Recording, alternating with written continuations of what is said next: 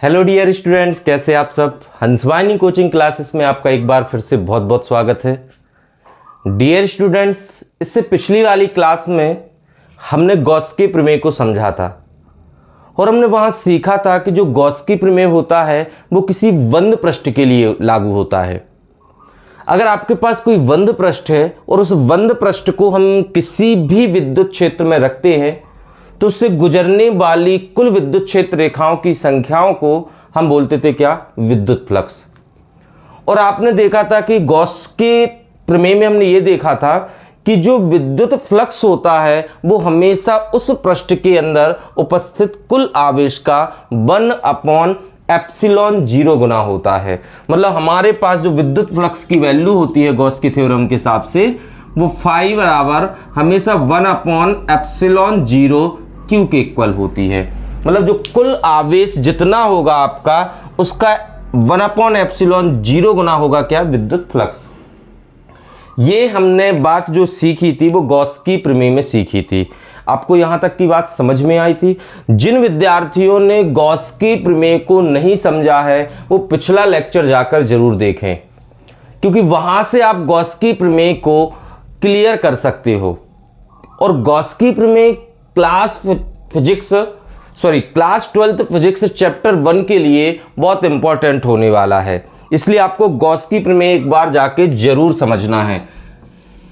आज हम गॉस की प्रमेय की सहायता से कूलाम के व्युत्क्रम वर्ग का निगमन करेंगे। याद होगा जब हमने चैप्टर की शुरुआत की थी तो आपको कूलाम के नियम के बारे में समझाया था और कूलाम के नियम का हमने वहां निगमन भी किया था। लेकिन आज वही कूलाम का जो नियम है वो गॉस की प्रमेय की सहायता से निकालना है।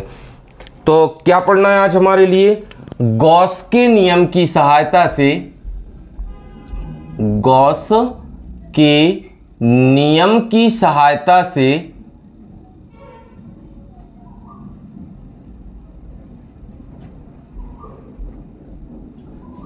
कूलाम का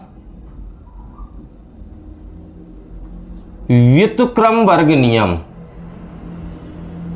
व्युत्क्रम वर्ग नियम। मतलब हम गॉस का नियम लगाएंगे और गॉस के नियम की सहायता से कूलाम के नियम का निगमन करेंगे। आपको याद होगा जो गॉस का नियम था वो क्या था, फाई इक्वल 1/ε0 इंटू क्यू। और जो कूलाम का नियम था वो अपन ने क्या पढ़ा था, F इक्वल 1/4πε0। अब जो भी आवेश थे, मान लो एक आवेश Q1 था, एक आवेश Q2 था और अपन बीच की दूरी R थी तो R²। ये था अपना किसका नियम, कूलाम का। ये किसका प्रमेय था, गॉस का। तो इस प्रमेय की सहायता से हम इस नियम का निगमन सीखेंगे आज। तो शुरुआत करते हैं अपन इसके लिए। आपको पता है जब हम कूलाम के नियम की बात करते हैं तो कूलाम के नियम के लिए हमारे लिए दो बिंदु आवेश चाहिए, क्योंकि कूलाम का जो नियम है वो दो बिंदु आवेशों के लिए सत्य है।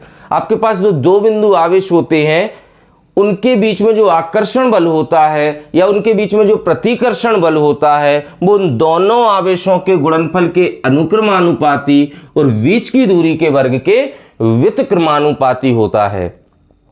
ये सब कुछ हम आपको पिछले वाले लेक्चरों में पढ़ा चुके हैं और जिन विद्यार्थियों ने पिछले लेक्चर नहीं देखे वो एक बार जाकर जरूर देखें।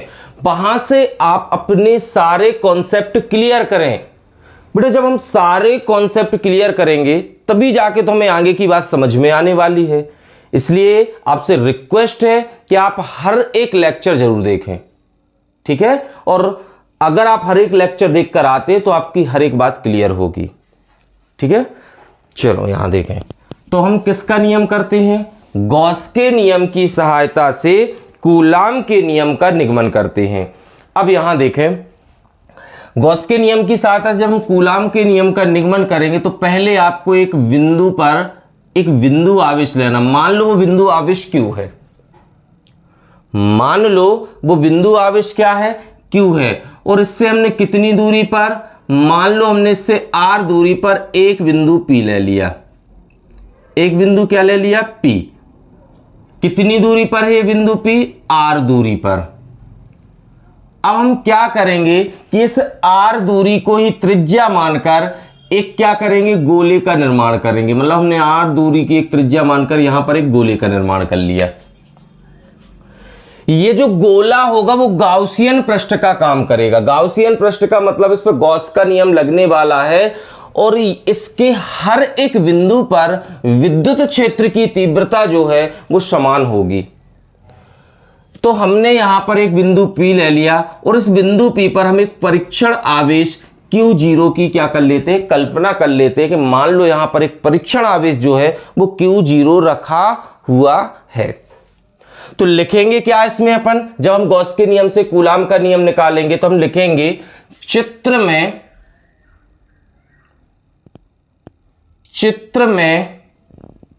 एक बिंदु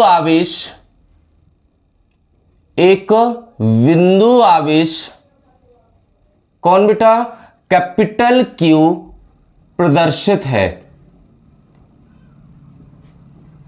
जो बिंदु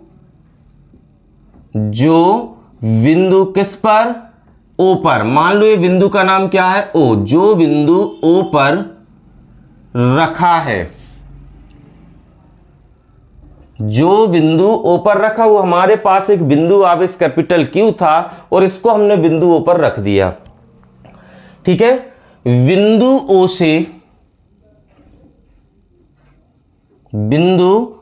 से R दूरी पर ये दूरी लिखा हुआ है, एक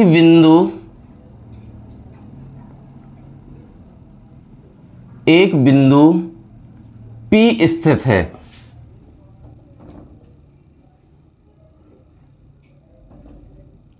हमने R दूरी पर एक बिंदु किसको ले लिया, P को, क्योंकि आपको पता है जब भी हम गॉस का नियम लगाएंगे या हम कूलाम का नियम निगमन करेंगे तो आपको दो बिंदु तो चाहिए, आवेश दो चाहिए, क्योंकि दो बिंदु आवेशों के मध्य तो कूलाम का नियम लगेगा। तो एक बिंदु P स्थित है जिस पर हम परीक्षण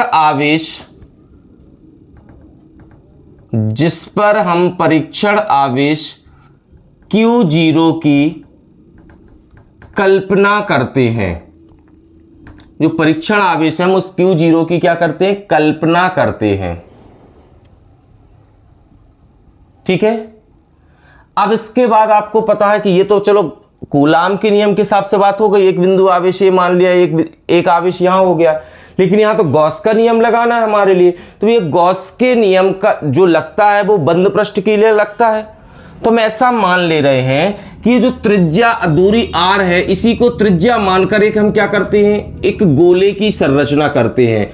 और जब हम त्रिज्या R का गोला खींचेंगे तो ये जो बिंदु P आएगा वो इस गोले के पृष्ठ पर ही स्थित होगा, क्योंकि स्वाभाविक सी बात जब ये त्रिज्या होगी, जब हम इस तरीके से गोले को बनाएंगे तो ये जो बिंदु P है वो गोले के पृष्ठ पर ही स्थित होगा। तो हमने वही लिख रहे हैं। तो अपन यहां पर क्या करेंगे कि त्रिज्या R, दूरी किसको, R को त्रिज्या मानकर, दूरी R को त्रिज्या मानकर एक गोले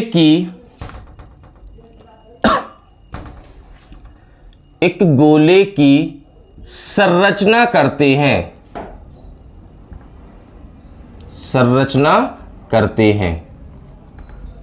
हम क्या कर रहे हैं यहां पर कि दूरी R को ही त्रिज्या माना है और एक गोले की क्या करेंगे अब संरचना, जिससे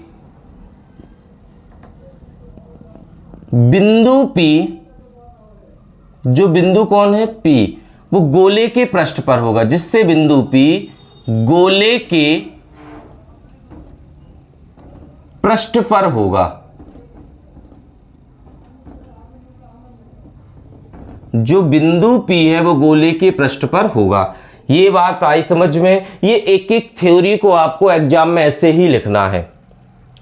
भाई हमारे पास एक बिंदु आवेश था, बिंदु आवेश किस बिंदु पर रख दिया था हमने, O पर, उससे कुछ दूरी पर, r दूरी पर हमने एक बिंदु क्या ले लिया, P। अब जिस पर हमने एक परीक्षण आवेश की कल्पना कर ली, मान लो यहां पर एक परीक्षण आवेश रखा हुआ है, लेकिन जब हम गॉस का नियम यहां अप्लाई करेंगे तो गॉस के नियम के लिए जो सरफेस होता है वो बंद होना चाहिए। तो बंद सरफेस के लिए हमने उसके एक गोले का निर्माण कर लिया। हमने मान लिया कि जो दूरी r है उतनी ही त्रिज्या का एक गोले को बना लेते हैं, क्योंकि गोले को हम जब इतनी त्रिज्या का बनाएंगे तो ये बिंदु जो P है वो उसकी पृष्ठ पर होगा। अब ये जो बनने वाला गोला है वो एक गाउसियन पृष्ठ होगा। जो बनने वाला गोला है वो क्या होगा, गाउसियन पृष्ठ। तो हम क्या लिखेंगे, ठीक है, तो हम लिखेंगे चित्र में प्रदर्शित गोला, चित्र में प्रदर्शित गोला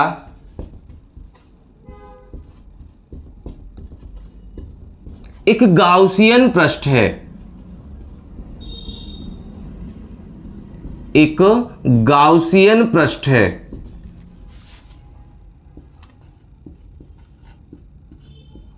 जिसके प्रत्येक बिंदु पर, जिसके प्रत्येक बिंदु पर विद्युत क्षेत्र की तीव्रता, जिसके प्रत्येक बिंदु पर विद्युत क्षेत्र की तीव्रता समान है। अगर हम इस गाउसियन पृष्ठ का कोई सा भी बिंदु ले लें, ये पूरा पृष्ठ जो हमने बनाया है इसका हम कोई सा भी बिंदु ले लें, हर एक बिंदु पर विद्युत क्षेत्र की जो तीव्रता होगी वो समान होगी।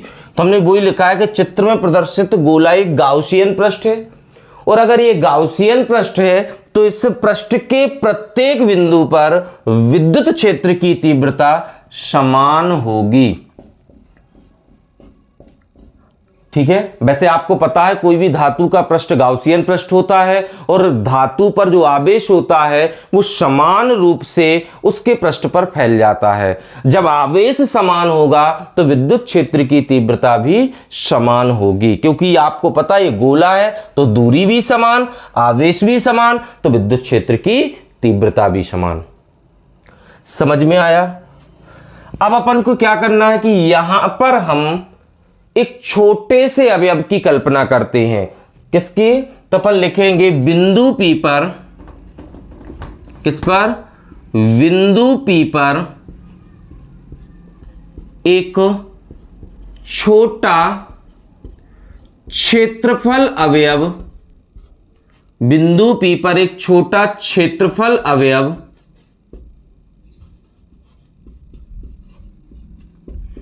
ds है। ठीक है, मतलब आपको पता पूरे गोले का तो क्षेत्रफल s है, पृष्ठ का क्षेत्रफल s है, लेकिन बिंदु P पर बस हम विद्युत क्षेत्र की तीव्रता की गणना करेंगे। बिंदु P पर जब अपन गॉस के नियम लगाएंगे तो वहां पर क्षेत्रफल की आवश्यकता होगी, और क्षेत्रफल अवयव हमने क्या मान लिया, ds। फिर ये बात अलग है कि हम पूरे क्षेत्रफल अवयवों को मिलाएंगे तो पूरे गोले का क्षेत्रफल बन जाएगा। ये सब बातें हम आपको पिछले गॉस के प्रमेय में समझा चुके हैं, इसलिए तो हम बार बार आपसे बोल रहे हैं कि आप एक बार जाके गॉस की प्रमेय को समझ लें तो ये पूरे डाउट आपके क्लियर हो जाएंगे। तो बिंदु P पर एक छोटा क्षेत्रफल अवयव क्या है, ds है।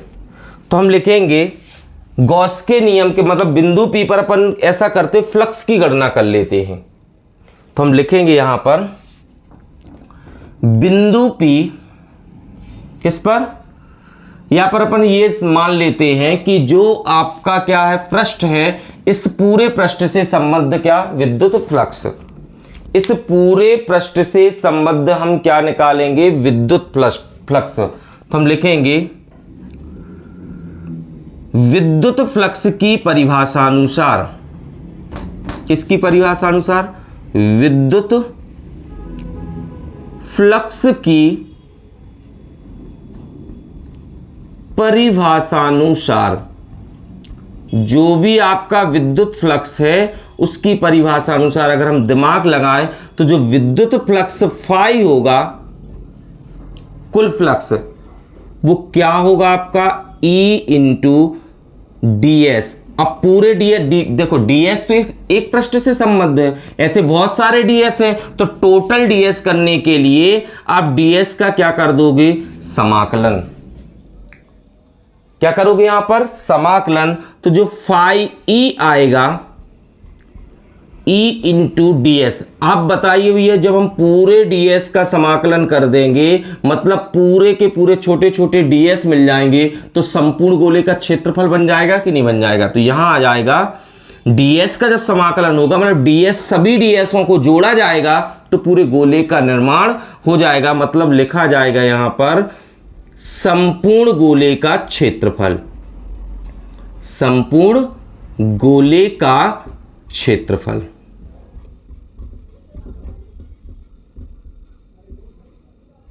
अब आप सभी लोग जानती है फाई ई मतलब विद्युत फ्लक्स। अब यहां पर ई तो विद्युत क्षेत्र की तीव्रता तो समान है, इनटू संपूर्ण गोले का क्षेत्रफल। तो गोले का क्षेत्रफल क्या होता है, 4 पाई आर स्क्वायर। गोले का क्षेत्रफल क्या होता है, 4 पाई आर स्क्वायर। ये हमारा समीकरण नंबर आ गया 1। ये हमारा समीकरण नंबर क्या आ गया, 1। अब आपको पता है एक तो विद्युत फ्लक्स हम इस तरीके से निकाल सकते हैं, दूसरा हम विद्युत फ्लक्स गॉस के नियम की सहायता से लिख सकते हैं। आपको इतनी बात समझ में आई है, आप इसको नोट डाउन कर लें, क्योंकि यहां तक हमने अभी आधा सॉल्व किया है और यहां हमने एक विद्युत फ्लक्स की कल्पना की है, गणना की है। कितनी आई है वो, phi equal E into 4 pi r square. वैसे विद्युत फ्लक्स का फॉर्मूला भी होता है विद्युत क्षेत्र की तीव्रता गुणित संबद्ध क्षेत्रफल। तो यहां पर गोला है और गोले का क्षेत्रफल कितना होता है, 4 पाई आर स्क्वायर। अब इसके आगे जब हम सॉल्व करेंगे इसको, देखो इसी के आगे का है ये, तो इसके आगे जब हम सॉल्व करेंगे तो क्या आएगा। अब हम लिखेंगे गॉस के नियमानुसार, यहां लगाएंगे हम गॉस का नियम। गॉस के नियमानुसार, गॉस के नियमानुसार जो फ्लक्स होता है फाई, वो कितना होता है, 1/ε0 और उसके अंदर रखा हुआ कुल आवेश Q। ये गॉस के अनुसार विद्युत फ्लक्स होता है। ये हमने विद्युत फ्लक्स की परिभाषा से फ्लक्स निकाल लिया, और ये फ्लक्स जो हमने निकाला है वो गॉस के नियम से निकाला। गॉस ने बताया था कि जो विद्युत फ्लक्स होता है वो उसके अंदर रखे कुल आवेश का 1/ε0 गुना होता है। ये सब पढ़ चुके हैं। ये आ गए आपका समीकरण नंबर कौन सा, 2। ये समीकरण नंबर कौन सा हो गया, 2। अब आप याद इसको चेक करो, तो जो आपका समीकरण 1 है और जो आपका समीकरण 2 है, ये दोनों के दोनों समीकरण जो हैं वो विद्युत फ्लक्स को ही बता रहे हैं। एक तरीके से ये भी विद्युत फ्लक्स का फॉर्मूला है और एक तरीके से ये भी विद्युत फ्लक्स का क्या है, फॉर्मूला है। दोनों के दोनों जो हैं वो विद्युत फ्लक्स के ही फॉर्मूले हैं। और जब ये दोनों फॉर्मूले विद्युत फ्लक्स के हैं तो हम इन दोनों फॉर्मूलों की तुलना कर सकते हैं, या हम यूं कहें कि किसी भी समीकरण के जब LHS वाले पद बराबर हैं तो RHS वाले पद भी बराबर होंगे गणितीय भाषा में। तो हम किस किस की तुलना कर देंगे, समीकरण 1 व समीकरण किससे, 2 से। समीकरण 1 व समीकरण 2 के LHS वाले पद बराबर हैं तो फिर RHS वाले पद भी क्या होंगे, बराबर होंगे। मतलब ये हुआ कि जो E into 4 pi r square है वो किसके बराबर होगा, 1/ε0 इंटू Q के बराबर होगा। 1 किसके, 1/ε0 इंटू Q। और ये समीकरण 1 का RHS है, E into 4 pi r square. आपको इतनी बात समझ में आ गई। तो ये दोनों पद जो होंगे, ये दोनों पक्ष जो होंगे वो आपस में बराबर होंगे। अब आप यहां से E की अगर गणना करोगे तो आप बोलोगे ये E है, ये 4 पाई स्क्वायर जो है वो इसके साथ गुणा में है, तो यहां पर कहां जाएंगे, भाग में। मतलब अगर हम चाहे तो इसको लिख देंगे 1/4 पाई एप्सिलॉन 0 और ये R को हम इसके साथ लिख देंगे, तो Q अपॉन कितना, R स्क्वायर। भाई ये 4 पाई था, गुणा में तो ये आ गया, और R भी गुणा में था तो यहां लिख दिया, बात एक ही है। तो ये तो आ गई विद्युत क्षेत्र की तीव्रता, जिसे हम दे देंगे समीकरण नंबर 3, जिसे हम दे देंगे समीकरण नंबर 3। बात समझ में आई कि नहीं आई? यहां तक आपको, यहां तक की अगर बात समझ में आई है तो आपको कमेंट करके जरूर बताना है, और अगर आपको कोई दिक्कत है तब भी आपको कमेंट करके आपकी वो समस्या आपको लिखनी है, ताकि हम उस समस्या पर एक अन्य वीडियो में आपको समझा सके। अब हम यहां लगा देंगे विद्युत क्षेत्र की तीव्रता। हम लिखेंगे विद्युत क्षेत्र की तीव्रता, विद्युत क्षेत्र की तीव्रता से, आपको हमने विद्युत क्षेत्र की तीव्रता पढ़ाई थी, उस विद्युत क्षेत्र की तीव्रता का जो फॉर्मूला हमने आपको पढ़ाया था वो पढ़ाया था E बराबर F/Q0, Q0। मतलब विद्युत क्षेत्र की जो तीव्रता होती है उस पर परीक्षण आवेश पर लगने वाले बल और उसकी निष्पत्ति के क्या होती है, बराबर होती है। फॉर्मूला पढ़ा था हमने। अगर हम चाहें तो यहां से F का जो मान होगा वो कितना होगा, Q0 इंटू E। F का जो मान होगा वो कितना होगा, Q0 इंटू E, मतलब Q0 इंटू E। तो विद्युत क्षेत्र की तीव्रता से हम चाहें तो F को लिख सकते हैं Q0 इंटू E, लिख सकते हैं। ये विद्युत बल का फॉर्मूला होता है और ये हमने पढ़ लिया है पहले। तो F की जगह हम F लिखेंगे, लेकिन यहां Q0 है तो हम Q0 लिखेंगे। E की वैल्यू जो है वो हमें समीकरण किससे पता है, 3 से। कितनी है वो वैल्यू, तो वो है 1/4 पाई एप्सिलॉन 0। 1/ कितनी, 4 पाई एप्सिलॉन 0, और फिर कितनी है, Q upon R square. 1/4 pi epsilon 0, Q upon कितना, R स्क्वायर। अब आप इसको हल करो तो थोड़ा सा हम इसको व्यवस्थित लिखें, तो क्या हम इसको लिख सकते हैं, इसको थोड़ा आगे लिख दो। 1/ कितना, 4 पाई एप्सिलॉन 0, फिर कौन है आपका Q, इनटू में ये था तो अपन इसके साथ लिख देंगे Q0, और अपॉन क्या आ जाएगा, R स्क्वायर। इसको समीकरण नंबर क्या देंगे, 4। और आप थोड़ा अच्छे से नोटिस करो तो आप बोलोगे जो समीकरण 4 है वो वास्तव में किसका नियम है, कूलाम का। क्योंकि कूलाम का नियम कहता है जो भी आपका बल होता है वो 1/4 पाई एप्सिलॉन 0, दो आवेशों का गुणनफल। तो आप देख लो, एक आवेश आपने क्या माना था, कैपिटल Q, और बिंदु P पर आवेश की कल्पना की थी Q0 की। तो दोनों आवेशों का गुणनफल और बीच की दूरी का होता है वर्ग। तो बीच की दूरी आप देखो R थी और R का क्या आ गया, वर्ग। वास्तव में हमने गॉस के नियम का विद्युत फ्लक्स की सहायता ली थी और निकाला किसका नियम है, कूलाम का नियम। तो हम लिखेंगे समीकरण 4, समीकरण 4 क्या है, कूलाम का नियम है। जो समीकरण 4 है वो कूलाम का क्या है, नियम है। और ये जो नियम है वो हमने किसकी सहायता से निकाला है, गॉस के नियम की सहायता से, गॉस की प्रमेय की सहायता से। तो क्या आपको ये कठिन लगा?